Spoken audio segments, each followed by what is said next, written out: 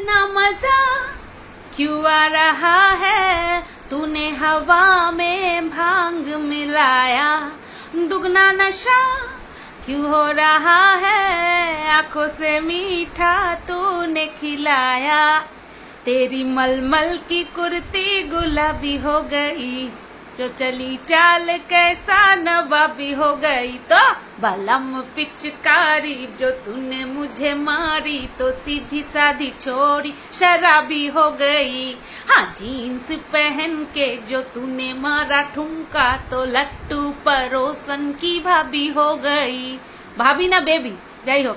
Hello বন্ধুরা, কেমন আছো সবাই? আশা করছি তোমরা সবাই ভালো আছো, আর আমিও ভালো আছি, আমরাও সবাই ভালো আছি। তো কি যেন বলে, হ্যাপি হোলি হ্যাপি হোলি। সকাল থেকে সবাই এই ঠিক এই টোনেই বলে যাচ্ছি। কিছুক্ষণ আগে ননদকে ফোন করলাম, মানে ভাগ্নিকে ফোন করেছি, তার সূত্রে ননদের সঙ্গেও কথা হয়ে গেল। তার সবাইকে বলছে হ্যাপি হোলি, সেরোকে যে কতবার বলেছে হ্যাপি হোলি, এরকম ভাবে চুলকে টুলকে দিয়ে হ্যাপি হোলি। তো তোমাদের সবাইকে হ্যাপি হোলি হোলি হ্যাপি হোলি। তো সারাদিন কেমন কাটালে অবশ্যই কমেন্ট করে জানিও। দেখো আমার মুখটা দেখে মনে হচ্ছে, দেখো আমি রং খেলেছি দেখো মনে হচ্ছে, একদম না। তো যাই হোক, আজকের যে ব্লগ ভিডিও সেটা তোমরা কালকে পেয়ে যাবে। দুদিন ধরে ব্লগ ভিডিও দিচ্ছি না, করে রেখে দিয়েছি, আপলোড করে রেখে দিয়েছি। টাইটেল থাম্বনেল বানিয়ে ভিডিওটা যে আমি পাবলিক করব, না জানি কোন আইলসার পোকায় আমারে কামড় দিছে, এমন আইলসামিতে ধরছে, সে আর একটু টাইটেল থাম্বনেল বানিয়ে ভিডিওটা পাবলিক করব সেটা পর্যন্ত করতে পারছি না, এমন অবস্থা, দুরবস্থা আমার। তো এই যে টাইটেল থাম্বনেল দেখে বুঝতেই পেরে গেছো এই ভিডিওটার টপিক কি। আর চলো তাহলে নতুন করে আবার শুরু করি আমাদের জ্ঞানদানন্দিনীকে নিয়ে। হ্যাঁ, আমাদের জ্ঞানদানন্দিনীকে আর কেউ নয়, পৃথ্বীজি, আমাদের জ্ঞানদানন্দিনী। তো গতকালকে, হ্যাঁ মনে হয় গতকালকেই আমি এই জ্ঞানদানন্দিনীকে নিয়ে একটা ভিডিও করেছিলাম, যেখানে কিনা এই জ্ঞানদানন্দিনীর ননদিনী একটা ভিডিও করে সেখানে কিছু কথোপকথন রেকর্ড করে আমাদেরকে শুনিয়েছিল বা রিভিল করেছিল, যেখান থেকে বোঝা যাচ্ছিল যে জ্ঞানদানন্দিনী যে তার বয়ফ্রেন্ডের সঙ্গে ব্রেকআপের, বয়ফ্রেন্ড না ওটা বরের সঙ্গে যে ব্রেকআপের একটা ঘটনা ঘটিয়েছিল, সেটা আদৌ ছিল নাটক, মানে সেটা কোনো সত্যি ঘটনা ছিল না, সেটা নাটক ছিল। একটুখানি মনোমালিন্যকে বড় করে প্রেজেন্ট করা হয়েছে ওয়াইটিতে, যাতে করে একটা চ্যানেল নতুন করে ক্রিয়েট করতে পারে এবং সেটা রমরমিয়ে চলতে পারে, এবং সেটাই হয়েছে। এবং তার পেছনে উদ্দেশ্য ছিল ব্যাংক ব্যালেন্স বাড়ানো, বাবা মায়ের বাড়িঘর পাকা করে দেওয়া, এটাই ছিল উদ্দেশ্য। তো এই বিষয়টা সামনে আসার সাথে সাথে আমি একটা ভিডিও বানাই। আমার আগে অনেক ভিডিও হয়েছে, আমি আমার মতন করে বানিয়েছি।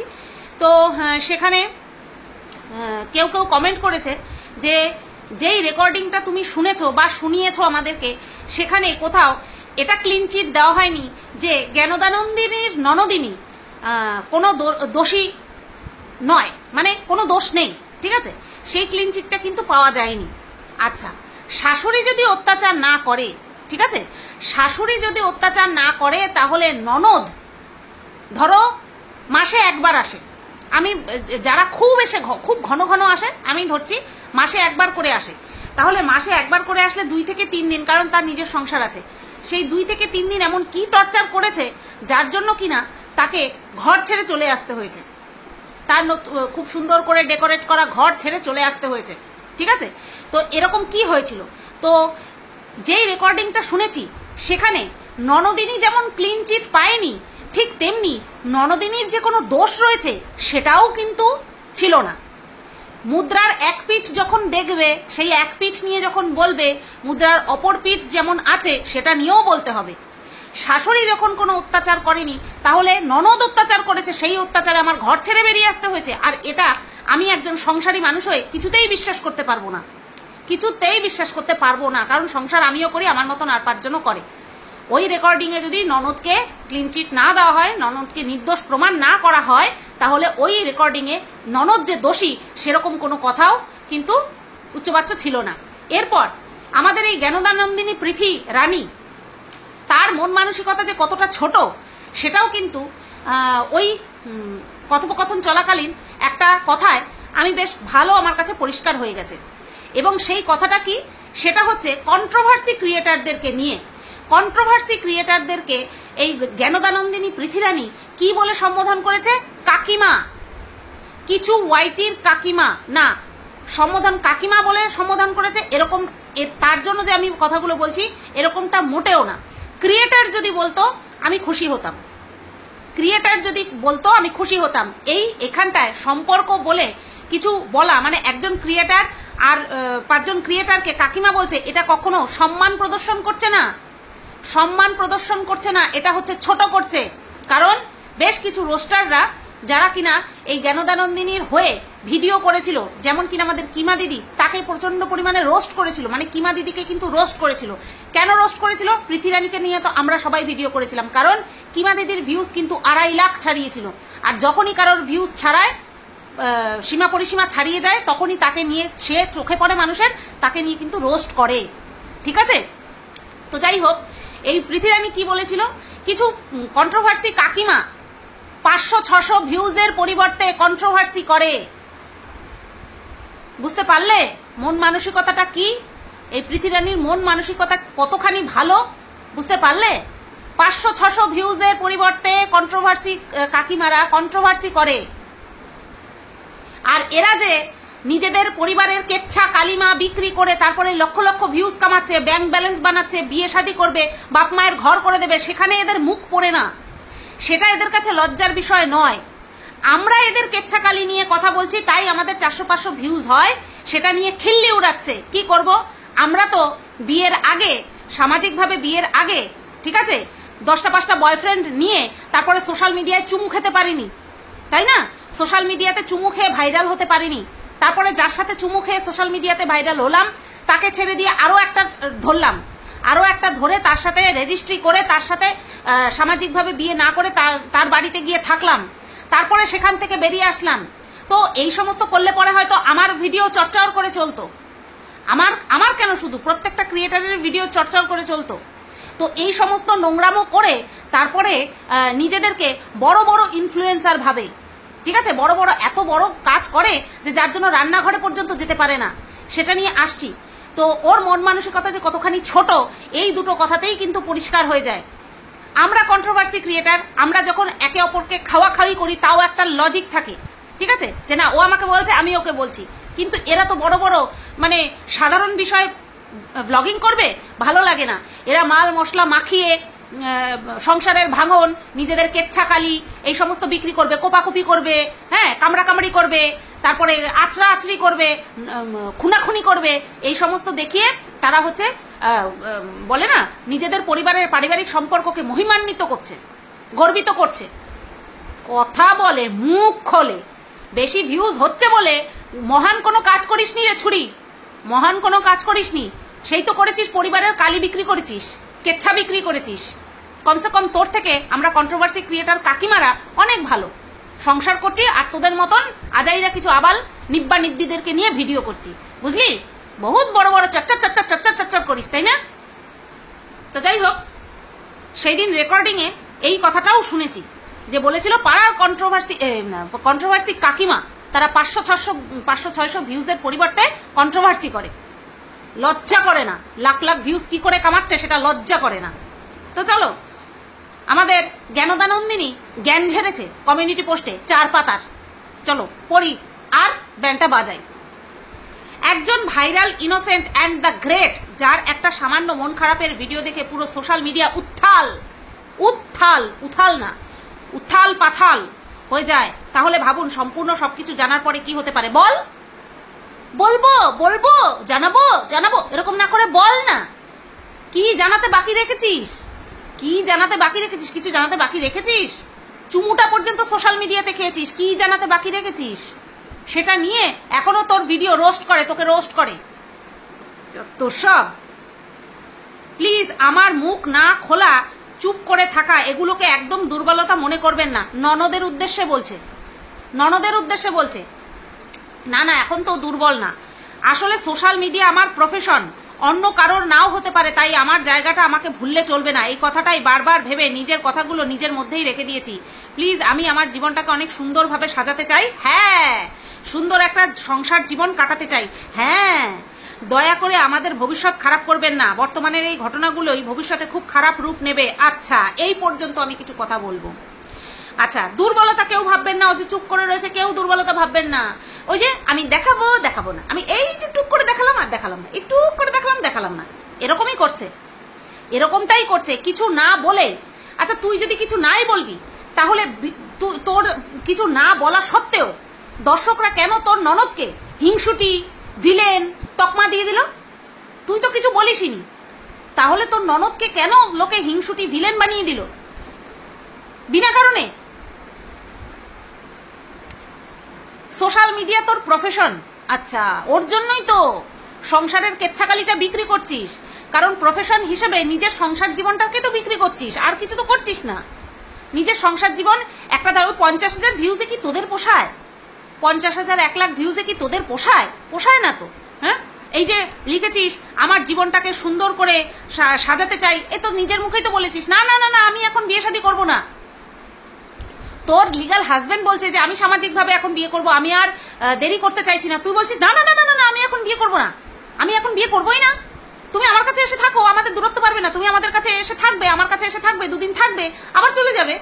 হ্যাঁ, আমি এখন ব্যাংক ব্যালেন্স বানাবো, আমার এই সময়টাকে মানে একেবারে তুঙ্গে নিয়ে যেতে হবে, আমার ব্যাংক ব্যালেন্স বানিয়ে মানে তুঙ্গে নিয়ে যেতে হবে। তাই এটা কি করে বানাচ্ছিস?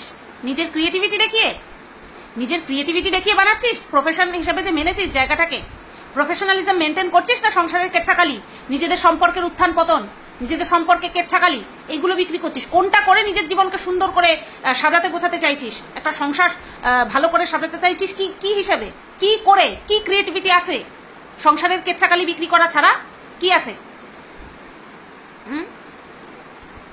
দয়া করে আমাদের ভবিষ্যৎ খারাপ করবেন না, বর্তমানের এই ঘটনাগুলি ভবিষ্যতে খুব খারাপ রূপ নেবে। একটাবার ভেবেছিস যখন তোর লিগাল হাজবেন্ড তোর ননদের অর্থাৎ তার দিদির পরিবারের ব্যক্তিগত একান্ত ব্যক্তিগত ঘটনা যখন সোশ্যাল করলো, তখন তোরা একবারও ভেবেছিলিস যে এই বিষয়টা ভবিষ্যতে খারাপ রূপ নেবে? পরবর্তীতে তোর ননদের যে বাচ্চা ছেলেটা সে বড় হলে তাকে কত কিছু ফেস করতে হবে? তোদের ভবিষ্যৎ আর তোর ননদের ভবিষ্যৎ নেই? তোর ননদের ছেলের ভবিষ্যৎ নেই? এখনো তো তোদের বাচ্চা কাচ্চা নেই, তোর ননদের তো একটা বাচ্চা আছে, তার ভবিষ্যৎ নেই? নিজেদের ভবিষ্যৎ আর অন্যদের ভবিষ্যৎ ভৌ। সত্যি ওর ননদ নেহাতি ভালো মানুষের, ঠিক আছে? দাঁড়াও, এরপরে হ্যাঁ, এটা এখনো শেষ হয়নি। আজ আমি চাইলে কমিউনিটি পোস্ট না করে 30 মিনিটের একটা ভিডিও বানিয়ে আপলোড দিতেই পারতাম, কারণ ব্লগ ভিডিও বানানোর থেকে ফ্যামিলির পার্সোনাল ঘটনা নিয়ে ক্যামেরার সামনে কথা বলা অনেক বেশি সহজ। হ্যাঁ ঠিক বলেছিস, অনেক বেশি সহজ। ফ্যামিলির পার্সোনাল কথা নিয়ে 30 মিনিটের একটা ভিডিও জায়গায় বসে বানিয়ে দেওয়া খুব সহজ। এরকমটাতে কি তুই কম করেছিস? হ্যাঁ, এই যে একটা ইয়ে নিয়ে সেলাই করতে করতে তখন তোর কি যেন বলে শ্বশুর বাড়িতে বসে সেলাই করতে কান্না করতে কেচ্ছা কাহিনী রটিয়েছিস। করিসনি? পার্সোনাল বিষয় তুই বিক্রি করিসনি? বাবা, এত তাড়াতাড়ি ভুলে গেলি? ভুলতে দেবো না, যেটা করে এসেছিস সেটা কিছুতেই ভুলতে দেবো না। করেছিস তো, কি সেলাই করার নাম করে কান্নাকাটি করছিস, চোখের জলে ভাসাচ্ছিস আর ভিউজ ইনকাম করছিস। হ্যাঁ, তোর বর যখন কোথাও চলে যাচ্ছে কাজের সূত্রে, কি বলছিস? ও চলে যাচ্ছে, আমার আর ভালো লাগছে না, তাই আমি বাপের বাড়িতে যাচ্ছি। কেন? পরিবার বলে যদি মনেই করিস তাহলে পরিবারের মানুষের সঙ্গে থাকলি না কেন? চলে আসলি কেন বাপের বাড়ি? বর চলে যাচ্ছে তো চলে যাচ্ছে, কাজের সূত্রে যাচ্ছে, তুই তো শ্বশুর বাড়ির লোকজনের সঙ্গে থাকলি না কেন? বাকলিং না, বড্ড বেশি জ্ঞান হয়ে গেছে। কারণ আচ্ছা, এটা বললাম, আমি করতেই পারতাম, কিন্তু বিশ্বাস করো আমি সেটা করতে পারিনি। হয়তো যেদিন নিজেকে আর নিজের মধ্যে ধরে রাখতে পারবো না সেদিন সবকিছু প্রকাশ পাবে। এখনো কিছু প্রকাশ করতে পারি না, শুধু ভাবি ক্যামেরার সামনে বসে কাদের সম্পর্কে কথা বলবো? যারা আমার পরিবারের মানুষ। ও মা গো। আচ্ছা, যখন তোর বর তার দিদির সম্পর্কে, তার জামাইবাবুর সম্পর্কে এই কথাগুলো বললো যে তার জামাইবাবু ঘুষ দিয়ে চাকরি পেয়েছে, তখন সেইগুলো কোন মানুষ ছিল? পরিবারের মানুষ ছিল না, বাইরের মানুষ ছিল, পরিবারের মানুষ ছিল না। তখন তাদের পুরো মানে কি বলবো, সংসারের সমস্ত গুপ্ত জিনিস, গোপন জিনিস ভান্ডা ফাটিয়ে এখন পরিবার বলছো। হ্যাঁ, তোদের পরিবারের কি জানা বাকি আছে মানুষের? বলতো একটুখানি। পরিবারের ভেতরের খবর কি জানা বাকি আছে? ননদিনীর সঙ্গে চুলোচুলি করেছিলিস, এটা নর্মাল ব্যাপার, এটা মানুষে খাবে না, এটা মানুষ খাবে না। আর তো তোর পাবলিকগুলো আবাল, তারা খেতেও পারে। তো এই যে পরিবার বলে হাস্যকর, পরিবার বলে কিছু বাকি রেখেছিস? তোর বর কিছু বাকি রেখেছে? লজ্জাও করে না? বড় বড় বাকলিং বলেছি না, জ্ঞানদানন্দিনী আসলে ওই মি টু টাইপ চলছে, মি টু টাইপ চলছে। আর আমার মধ্যে মানবিকতা আছে কি নেই, আছে নাকি নেই, আর কতটুকু আছে সেটা আমি ক্ল্যারিফিকেশন দিতে চাইছি না। আছে মানবিকতা? ওই মিষ্টি সুন্দর ফেসটার আড়ালে মানবিকতা আছে কি? বাট আমার মনে হয় মানবিকতাটা যার মধ্যে নেই তার কাছে ফ্যামিলি নিয়ে 25 থেকে 30 মিনিটের ভিডিও বানানো অনেক সহজ অপশনস, অনেক সহজ অপশনস। এস হবে না, অপশন হবে, ঠিক আছে? হ্যাঁ, তুই 25-30 মিনিটের ভিডিও বানাসনি, তাতে কি আছে? তোর বর ওই 1 মিনিটের একটা ভিডিও বানিয়েছে, ওটাই তোলপাড় করে দিয়েছে, ওটাই তো যথেষ্ট। কে বলেছে 25-30 মিনিটের ভিডিওই বানাতে হবে? তার ছোট 1 মিনিটের ভিডিও বানিয়ে ভাইরাল হয়নি যে তোর জামাইবাবু ঘুষ দিয়ে চাকরি পেয়েছে? সারা দুনিয়া জেনে গেল, সারা দুনিয়া জেনে গেল যে ঘুষ দিয়ে চাকরি পেয়েছে। ভাবতো বাইরে বেরোলেই কি শুনতে হবে, এই তো ঘুষখোর, ঘুষ দিয়ে চাকরি পেয়েছে। ঘুষখোর তো না, ঘুষ দিয়ে চাকরি পেয়েছে। শুনতে হবে না? আর আমাকে যেভাবে মেন্টালি হ্যারাসমেন্ট করা হচ্ছে, তাতে আমার মনে হচ্ছে তারা কোথাও একটু ভুল করছে। কারণ আমি সেই আগের পৃথি নই যে অনেক বোকা, অনেক শান্ত। পরিস্থিতির সাথে সাথে 2025 সালে পৃথি এখন অনেক যথেষ্ট ম্যাচিওর। এই যে এটা হচ্ছে চলছে, ডায়লগ চলছে, একটা ফেমাস ডায়লগ চলছে। এই যে দুদিন আগে দেবচন্দ্রিমা বললো না, 2019 সালের দেবচন্দ্রিমা, কিন্তু সেই দেবচন্দ্রিমা আমি এখন আর সেই দেবচন্দ্রিমা নই। আমি এখন মেন্টালি বিশাল স্ট্রং। সেই সেম ডায়লগ দিচ্ছে, বুঝতে পেরেছো তো? অনেক স্ট্রং এখন, অনেক স্ট্রং। কি এখন পরিবারের ঘটনাগুলি খুল্লা বলতে পারে। মানে মোড়কে পুড়ে বলে না, ওই যে রূপোর মোড়কে পুড়ে, তারপরে যে কাজু কাটলি দেখবা রূপোর ইয়েতে বিক্রি হয়, তো সেই রূপোর মোড়কে মুড়ে মাল মশলা মাখিয়ে বেশ ভালো করে প্রেজেন্ট করতে পারে। তো ম্যাচিওর তো হয়েইছে, ম্যাচিওর হয়েছে না? আমাকে উত্তক্ত করে লাভ নেই। দাঁড়াও, কোথায় গেল? আমাকে উত্তক্ত করে লাভ নেই। ভগবান আমাকে অনেক সহ্য এবং ধৈর্য ক্ষমতা দিয়েছে, না হলে ওরকম 25-30 মিনিটের ক্লারিফিকেশন ভিডিও আমার চ্যানেলেও আসতে পারে। আমি শুধু একটা বাড়ির বউ নই, আমি একটা বাড়ির মেয়েও। 3 বছর হয়ে গেল। হ্যাঁ, ভেরি গুড। আমি আর রন দুজনে মিলে সব সময় চেষ্টা করেছি ফ্যামিলি সবাইকে কিভাবে হ্যাপি রাখবো। আর সত্যি কথা বলতে মানুষ এখন টাকাতেই খুশি, তাই জীবনটাকে শুধু টাকার পেছনেই দৌড় করাচ্ছি যাতে ভবিষ্যৎটা সুন্দর করতে পারি। আচ্ছা, ঠিক কারা কারা টাকার পেছনে খুশি? কারা কারা? এটা এক্সাক্ট মেনশন করে দিতে হতো। হ্যাঁ, মেনশন করে দিত। সারাদিন ভিডিও বানিয়ে ব্র্যান্ড শ্যুট করে, রাতে এডিট করে, সকালে ভিডিও পোস্ট করে তাড়াতাড়ি ঘুম থেকে উঠতে পারি না, আর সময় বের করে সেরকমভাবে সবার জন্য সুন্দর সুন্দর খাবার রান্না করে খাওয়াতে পারিনি। আমি মনে করি একটা মেয়ের রান্নাঘরে যাওয়ার থেকেও বেশি ইম্পর্টেন্ট একটা মেয়ের নিজের প্রতি নিজের নির্ভরশীল হওয়া। ইউ আর রং জ্ঞানদানন্দিনী, তুই ভুল। যে রাধে সে চুলও বাঁধে। ইনকাম করা, ইন্ডিপেন্ডেন্ট হওয়া, ফিনান্সিয়ালি স্ট্রং হওয়া একটা ছেলে কি একটা মেয়ে, সেটা যেমন একজনের পক্ষে জরুরি, তার সাথে সাথে সংসারের কাজ জানাও জরুরি। বুঝলি? কে ঢুকিয়েছে অর্ধশিক্ষিত? অর্ধশিক্ষিতের মতন কথা বলছিস? হ্যাঁ, কে বলেছে শুধুমাত্র টাকা পয়সা ইনকাম করতে হবে, সংসারের কাজ জানতে হবে না? দিনের শেষে কোথা থেকে খাবি? ওই অর্ডার করে, নাকি পোড়া পটল ভাজা, পোড়া মাছ ভাজা এইগুলো খাবি? পেটে না খেলে ওই ব্র্যান্ড শ্যুটও হবে না, আর এডিটিংও হবে না, বুঝতে পারলি? আর টাকাটাও আসবে না। কিরকম অর্ধশিক্ষিতের মতন কথা বলছে। আজকের যুগে দাঁড়িয়ে আমাদের প্রত্যেকটা মানুষের উচিত নিজে উপর যা। ওরে জ্ঞানদানন্দিনী, এই কারণেই দিয়েছি নাম জ্ঞানদানন্দিনী।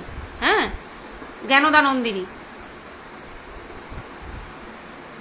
আজকালকার দিনে দাঁড়িয়েও এত নেগেটিভিটি কেন? আচ্ছা, আর শেষ কথা, নিজেকে সঠিক প্রমাণ করার জন্য এতটা নিচে নামবেন না। কতটা নিচে নেমেছে?